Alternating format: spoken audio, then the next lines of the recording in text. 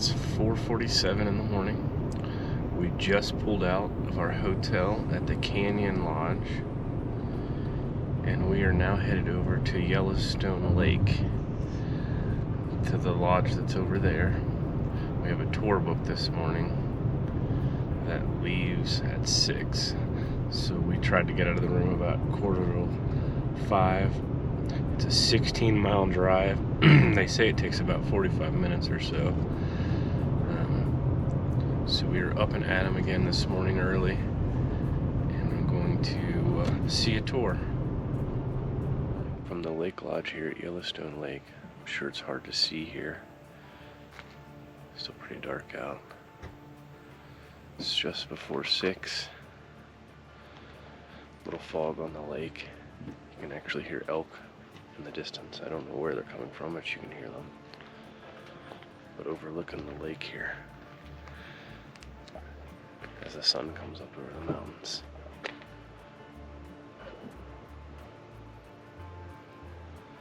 So we're just getting out of the car. I'm gonna walk up to the lodge and check in for our tour.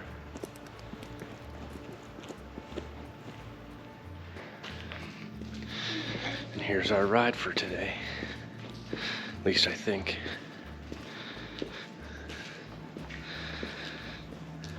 Pretty cool.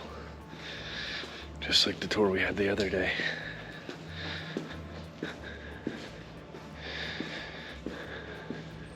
Alright, let's head into the lodge.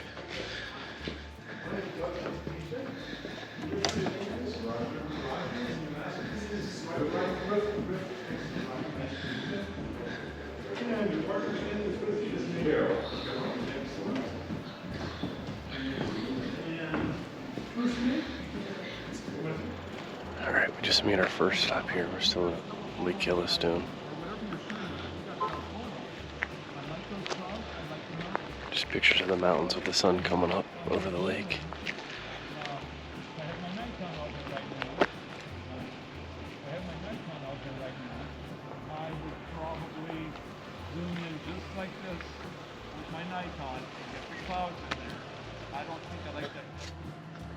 So 10 to 15,000 elk in the summer in the park, 3,000 or so in the winter.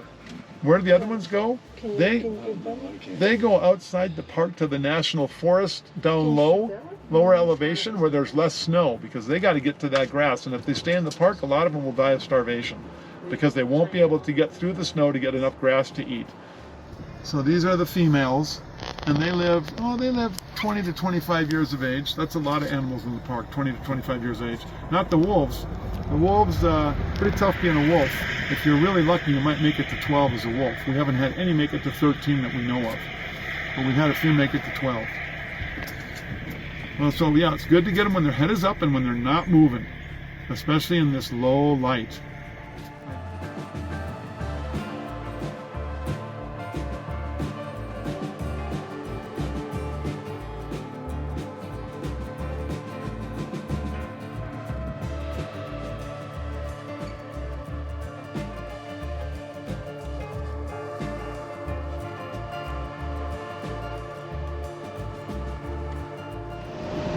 Boy, do I wish I had a bull bison. I'd take a cow bison too, but I wish I had a bull bison standing in the steam vent here for you. Yeah. But it happens about once a month. The bison standing in the steam vent says Yellowstone Park to me more than any other animal shot. Because wild bison are found in less places than wild grizzly bears are. And I never know what to do here. I'm just going to do a little drive-by, and if people on the right can't get a shot, I will absolutely turn the vehicle around. She chases her mom away from her because she must just be so defensive of her cubs. She chases her mom away, her mom runs away from her, and yesterday we watched her chase for an eighth of a mile, Jam the bear away from her cubs. Jam the bear's not going to hurt her cubs. Now a male grizzly bear, these are all females, a male grizzly bear, yeah, they sometimes hurt the cubs and they sometimes even kill them. But it's just crazy that she's chasing her mother and her sister away from an area. She's so aggressive towards them. And I thought she was going to beat up on Jam, the 4-year-old, but she chased her, and then she got up right by her, and then she let her go. but it's just like, man, calm down. They're not, those females aren't going to hurt your cubs. This area, yeah, we'll talk about this burn area and how good it's been for the bears. 2003 lightning strike. Tried to put it out, they couldn't get it out. They tried to put it out because they were worried about the lodges. 20 miles east of here, it's the Shoshone National Forest. A lot of tourists stay in lodges, big old wooden cabins and such, or small cabins, whatever. And they were very worried about that. It was a dry August, and they were very worried about all those lodges burning up. And so they actively fought the fire with up to 800 firefighters. And 800 firefighters, helicopters, airplanes, in steep terrain. They really didn't make much of a difference fighting that fire. And it got really close to going outside the park and burning up those lodges. And then a big rainstorm put the fire out. So really, they really got lucky on that one. Had they known the rainstorm was going to come, they wouldn't have needed to fight the fire at all, because it really didn't make much difference in that fire, trying to fight it. All right, so yeah, bathroom break in the next 5 minutes here, if we don't see any animals. Now they did put a trail cam down there, oh, I don't know when it was, 3 years ago. Not that you can look up online at all, but, and they did have a fair amount of bear activity on the trails down there at night, I guess.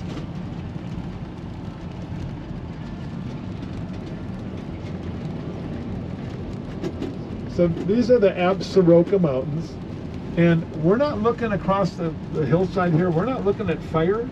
The fire-killed trees, that's beetle-killed trees. They don't get them all, and a lot of times it's simply one tree has a little more sap than another tree, and it can push the beetles out. And especially if a tree grows along a creek and gets more water, then it's going to have a longer life than a tree that's in a drier area.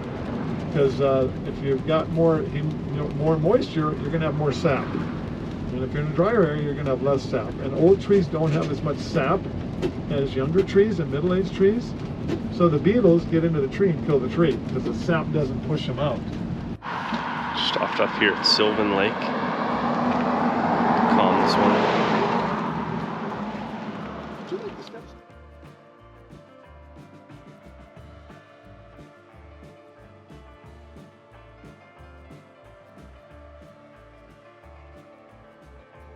And 30 miles later, you're at the exit of the park at the northeast exit, the northeast entrance. And then 40 miles later, and that's called the Beartooth Highway once you leave the park. It's kind of referred to as the Beartooth Highway. It's the same as the northeast entrance road. 40 miles later, you're up at 10,947 feet in elevation. 10,947 feet in elevation, and you're up at the largest landmass in North America above 10,000 feet. It's mile after mile after mile of high alpine tundra all above 10,000 feet. And we've got Colorado beat, we've got Canada beat, we've got them all beat. It's the largest mass of land above 10,000 feet. So the road gets up to 10,947 feet, and it's like the Sound of Music movie with Julie Andrews. Big rolling hills, got flowers. There were flowers up there, right? There was. Yeah. Big rolling hills, incredible scenery. And instead of looking up at the mountains, you're looking eye to eye with the mountains. It's amazing. And from 15,000 to 80,000 years ago, 3,000 to 4,000 feet of ice over a lot of this area. And nobody probably living here then. All right, we just came down here through the valley looking for bighorn sheep. We haven't seen any yet, but we just pulled off for a little snack break here, muffins and juice, before we turn around and head back up through the valley. Hopefully we can get a sighting of a bighorn sheep. That would be pretty cool. But nothing yet, but we've been scanning these cliffs looking for them. Hopefully with your head up, buddy. Hopefully with your head up. No, not a butt shot, not a butt shot. Come on, turn sideways again, coach, please. Yes, please go. Can't stop. I got in trouble with the Rangers for stopping already this year. I can't do it again. Now, a good profile. There you go. Oh, here's a headshot. Here's a headshot. Here you go. Don't wait. He's going to put his head down again. Got him. And no touching, no touching. touching. Hello, beautiful thing. Hopefully you got one good shot. Hopefully you got one good shot. Lamar Valley is a typical glacial carved out valley. It's flat, it's got a flat floor kind of. And you can see for miles and miles there. You can't see for miles and miles in Haden Valley like Lamar. Lamar is totally different. So 5 miles through Haden Valley. And where the waterfalls are is where that mist or steam is at 1 o'clock. That's where the waterfalls are that we're heading to. That's coming off the falls.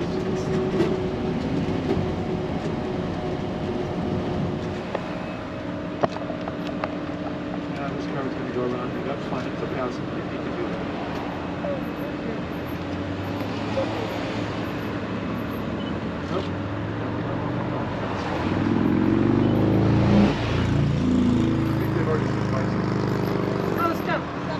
They don't always shake, but usually they get 2/3 out of the water. They usually get 2/3 out of the water and shake their water like a shake the water off like a dog. It may not be that deep there. You might not have to swim at all. That river's pretty shallow, and they can swim just fine. But boy, do they breathe heavy when they do. And now it looks like a log. Now it looks like a log in the river. So we'll see if he shakes or if he makes a liar out of him. Let's say 4 or 5 times they shake. Oh, I think it's over his head. Well, it was close. He might actually be swimming right now. But yeah, it's going to be that riverbank in the way, I think.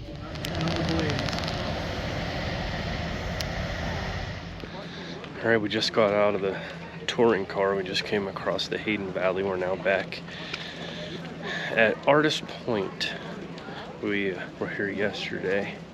Apparently if you come here in the morning, the right time of day, and it's sunny out, there's a rainbow over the falls from the mist that it's stirring up. But it's not sunny today, so we're not going to see a waterfall, or a rainbow. But we're going to walk down here, get a picture of the waterfall up the canyon.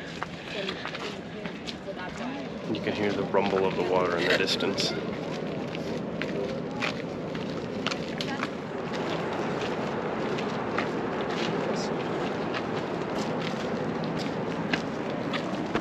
That is the lower falls again. Over 300 feet. That's good.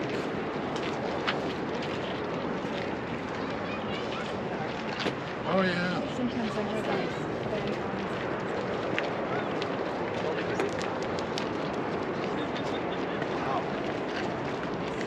Let's see if we can see the great.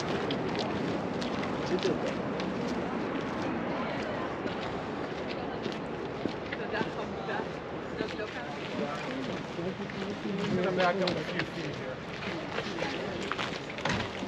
Do you guys know how tall the waterfall was? 308 feet. 308 feet.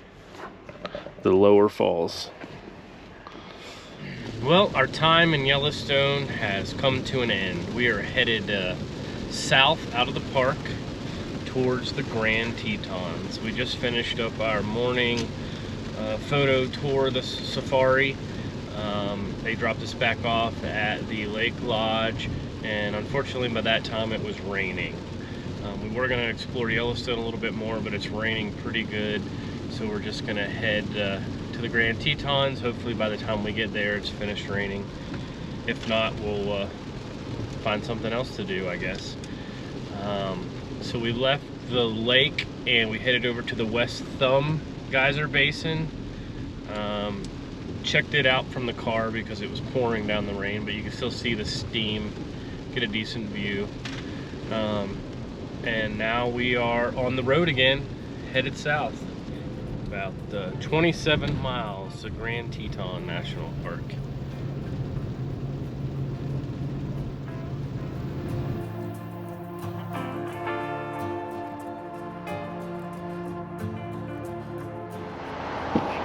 Just a few miles down the road from Yellowstone and we have the Grand Teton National Park sign. So we're gonna stop for a quick photo and then we're gonna make our way towards the park. Alright, we're just now getting into the Teton Park, and this is our first view of the Teton mountain range. Unfortunately, the clouds have settled in and it's obscuring the view a little bit. One unique feature about the Tetons is there's no foothills in front of them. It's all essentially flat valley. It's because it's not a volcanic creation like the other mountains in the area and those in Yellowstone. These were created when two tectonic plates are collided. One plate rising up over the other, so essentially the valley is being forced under the mountains, so you don't see any foothills. Mountain peaks are peeking through the tops of the cloud.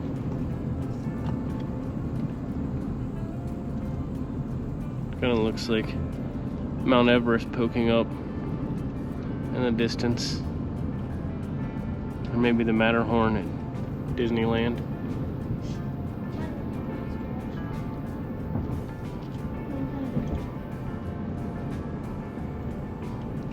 Alright, we just stopped off at one of the first pull-offs here, called Willow Flats. Has a nice view out over the valley, the meadow, and the mountains in the background.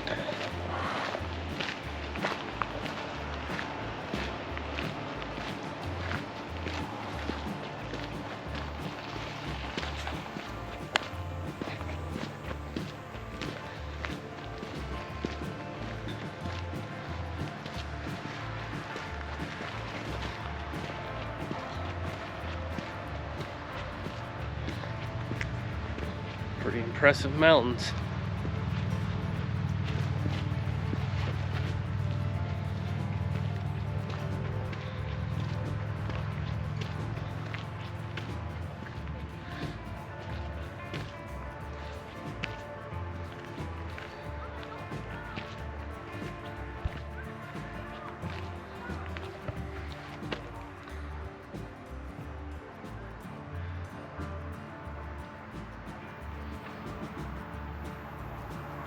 Hopefully tomorrow the rain will move out and the mountain views will be clear. This is pretty cool. Up here on a little bluff, kind of looking down over the valley.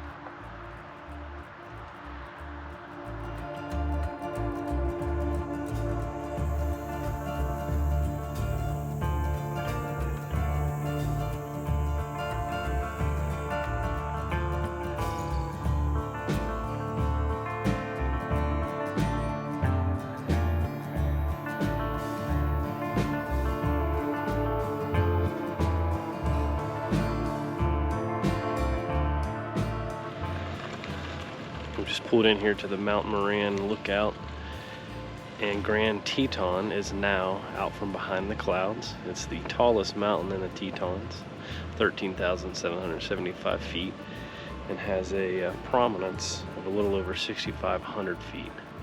So it's pretty far up there. There's also the Teton Glacier on its north face, which is probably hidden behind the clouds for the most part. And a couple of peaks down, you have Mount Moran.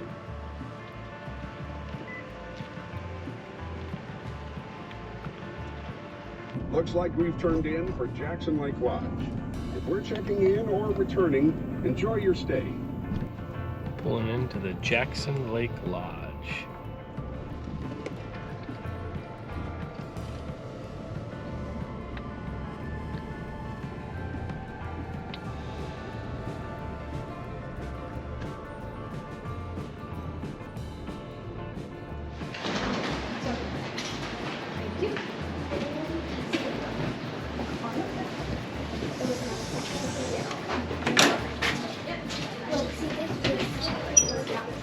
Checking in. Yeah. Yeah, I'd say that counts.